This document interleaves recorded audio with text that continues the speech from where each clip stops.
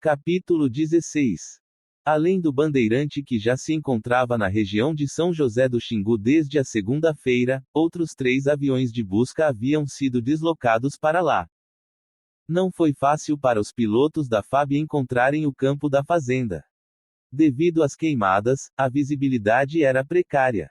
Embora Epaminondas tivesse foguetes de sinalização, ele não se entendeu com o manuseio e não conseguiu dispará-los. Mas Quincas, cumprindo as instruções do salva-aero, ateara fogo a uns sacos de aniagem embebidos em óleo e colocados dentro de tambores. Às 3:30 da tarde, o piloto de um bandeirante enxergou a coluna de fumaça negra e, logo depois, a pista. O avião fez 3 passagens, estudando o campo, antes de pousar. Finalmente aterrou, sem incidentes. Minutos depois, foi seguido por outro bandeirante e, um pouco mais tarde, por um búfalo. Um quadrimotor Hércules permaneceu no ar, sobrevoando a área. O centro de apoio às operações de resgate foi estabelecido na própria fazenda Crumaré. Os sobreviventes seriam transportados por helicópteros, que já se encontravam a caminho, do local da queda para lá.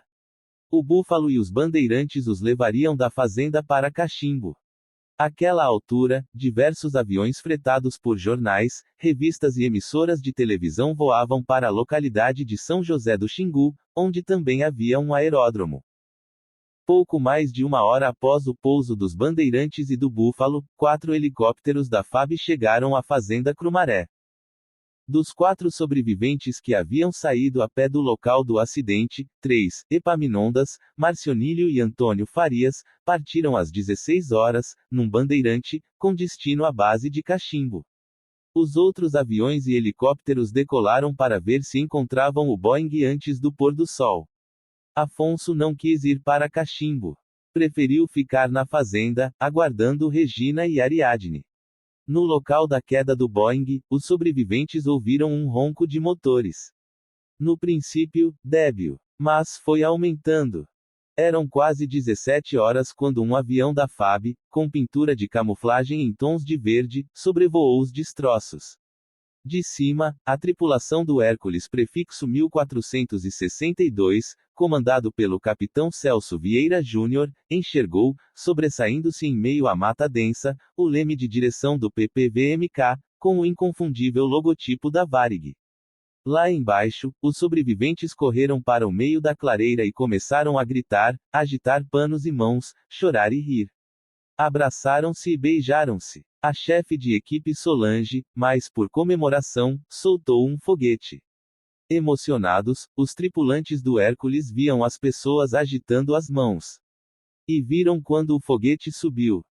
Na clareira, a euforia era total. Apesar de suas fraturas e ferimentos, o engenheiro Paulo Altieri se levantou, chorando emocionado. O economista Carlos Gomes esqueceu-se do braço quebrado e abraçou-se com Dea, chorando também.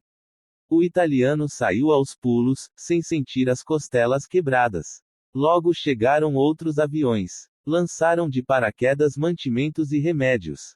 Quando tudo indicava que, apesar de terem sido localizados, teriam de passar mais uma noite sem socorro, pois o sol já se punha, surgiu um helicóptero e baixou uma corda, através da qual desceram paramédicos e especialistas em selva. Mas a aeronave não encontrou espaço para pousar com segurança na clareira. A equipe de resgate trouxe uma motosserra e equipamento de rádio. Enquanto alguns homens se debruçavam sobre os feridos, outros se lançaram ao trabalho de abrir uma clareira para que os helicópteros pudessem pousar na manhã seguinte. Um exame superficial dos feridos revelou que o estado de Cleonilde Melo era desesperador.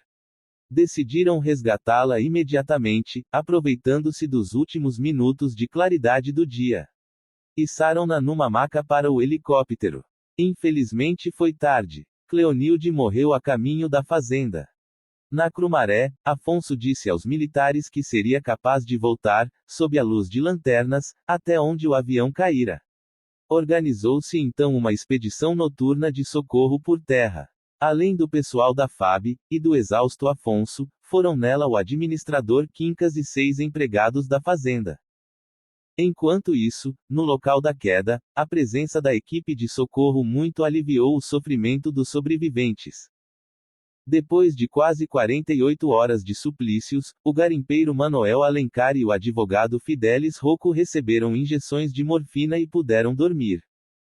Às 8h30 da noite, chegou a expedição guiada por Afonso. Marinês Coimbra não se conformava com o fato de Bruna passar mais uma noite sem tratamento adequado. A perna da menina inchara ainda mais e tinha uma coloração roxa. Marinês implorou aos militares que enviassem uma turma de volta à fazenda, levando-a com a filha. Os homens se sensibilizaram. Formou-se um pequeno grupo, ao qual se juntou Quincas. A caminhada teve início às 22 horas.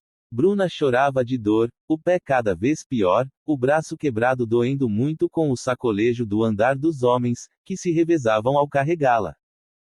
Não muito longe dali, os moradores de São José do Xingu assistiam espantados ao movimento de jornalistas e pilotos. No final da tarde, 10 aviões haviam pousado na localidade. À noite os imobilizara no chão, alinhados junto à pista de terra, ondulada e meio torta. O lugarejo tornara-se o centro de atração da mídia de todo o país. A notícia de que o Varig 254 conseguira pousar na selva em plena noite seria matéria de primeira página dos jornais. E, naquela terça-feira, já era tema de chamada dos noticiosos da TV. À 1h30 da manhã, o grupo que levava Bruna chegou à sede da Crumaré. Como havia 3 aviões na pista de terra batida, Marinês pediu ao pilotos da FAB que um deles decolasse imediatamente, levando-a com a filha para um lugar onde houvesse um hospital. Os militares explicaram que decolar àquela hora era uma operação de risco. Teriam de esperar o amanhecer. Ela não entregou os pontos. Pediu, insistiu, implorou e, finalmente, conseguiu. Para balizar o aeródromo, os homens puseram fogo em latas contendo estopas embebidas em óleo.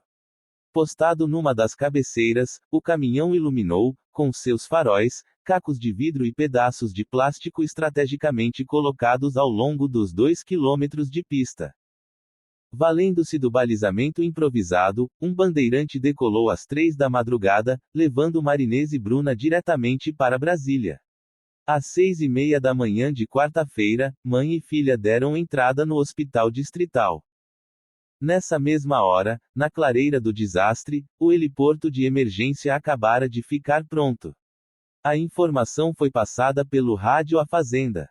Os 4 helicópteros decolaram. Pousaram ao lado do Boeing, um de cada vez, por volta das 7 da manhã. Deram início à remoção dos feridos. Antes de embarcar nos helicópteros, os sobreviventes cantaram parabéns para Wilson que, naquela quarta-feira, completava 68 anos. Um dos oficiais recém-chegados identificou-se ao comandante Garcês.